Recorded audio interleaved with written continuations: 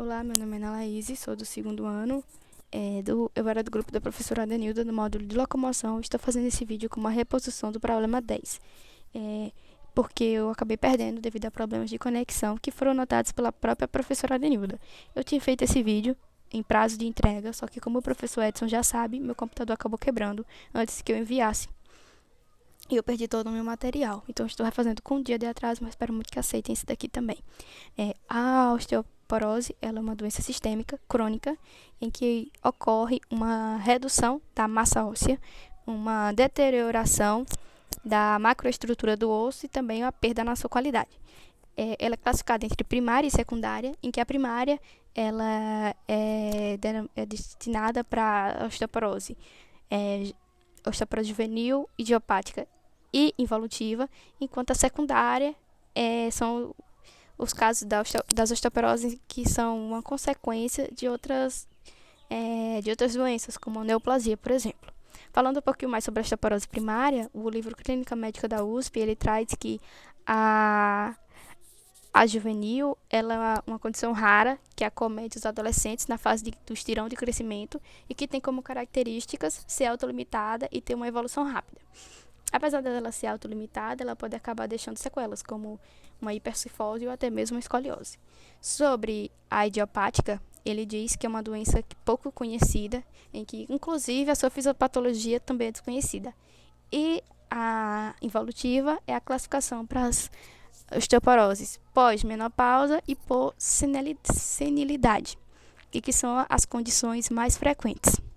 Sobre a fisiopatologia, principalmente sobre essas duas últimas condições, primeiro tem que falar um pouquinho sobre a fisiologia do osso. O osso ele tem como característica a sua resistência. E essa resistência, um dos principais motivos dela é a formação óssea, que ocorre pela ação de formação e absorção e remodelação do osso pelas células osteoblásticas, osteoclásticas e osteócitas. Essa formação óssea ela é diferente nos diferentes estágios da vida. Como, por exemplo, na juventude, existe uma grande formação óssea. É o período em que mais tem formação óssea.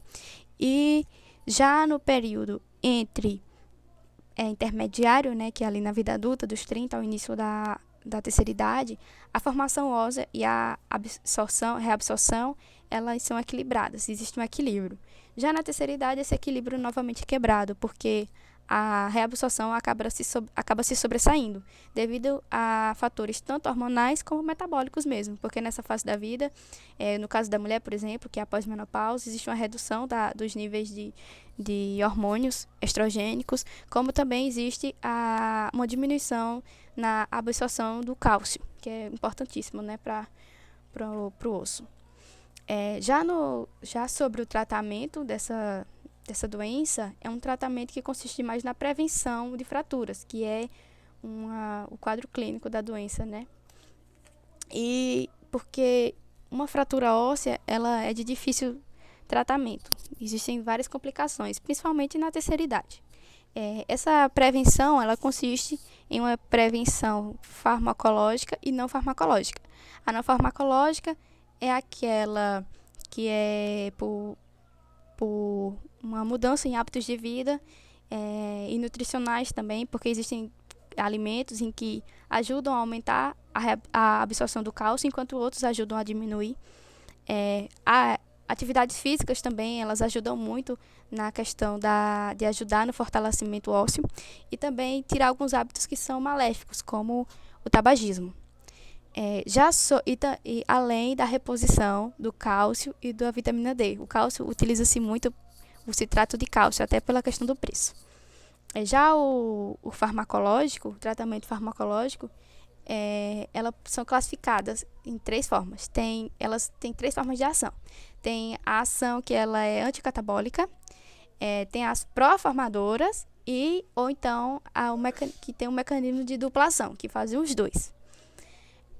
Já sobre as fraturas ósseas, que como eu falei, é o quadro clínico dessa doença, as fraturas elas podem ocorrer principalmente em 3 regiões, em 3 ossos diferentes, 3 regiões, que é no terço distal do antebraço, na região proximal do fêmur, no caso do quadril, e nas vértebras. As vértebras é o local mais comum de fraturas ósseas nessa idade, principalmente ali na região lombar. E que tem como características ser uma fratura que muitas vezes ela nem é percebida, ela acaba passando por despercebida por serem indolores. Quando existe dor, tem que prestar muita atenção nessa dor, porque se for uma dor que percebe uma complicação na raiz nervosa, já é motivo para questionar se isso já não tem como causa outra condição que não a osteoporose. O que pode acontecer muito nessas fraturas é acabar tendo uma redução do espaço da cavidade torácica e podendo acometer os órgãos e vísceras. E além de dificultar a vida dessa pessoa.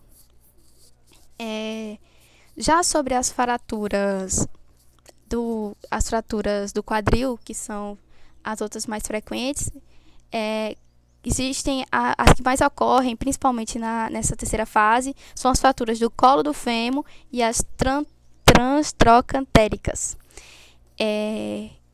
Essas fraturas, além da questão da osteoporose, existem outras condições que podem causá-las, como, por exemplo, distúrbios neurológicos que afetam a questão do equilíbrio, e também o uso de medicamentos, como os hipotensores. O tratamento para essas fraturas, ele pode ser normalmente o cirúrgico, mas dependendo da condição desse idoso e dependendo da idade, a cirurgia ela não é recomendada, porque antes de fazer uma cirurgia tem que estabilizar o quadro clínico desse indivíduo. E muitas vezes o quadro clínico dele já está tão afetado que a cirurgia ela já não é mais recomendada. E também para fazer cirurgia é necessário ter o aval do médico que já acompanha esse idoso.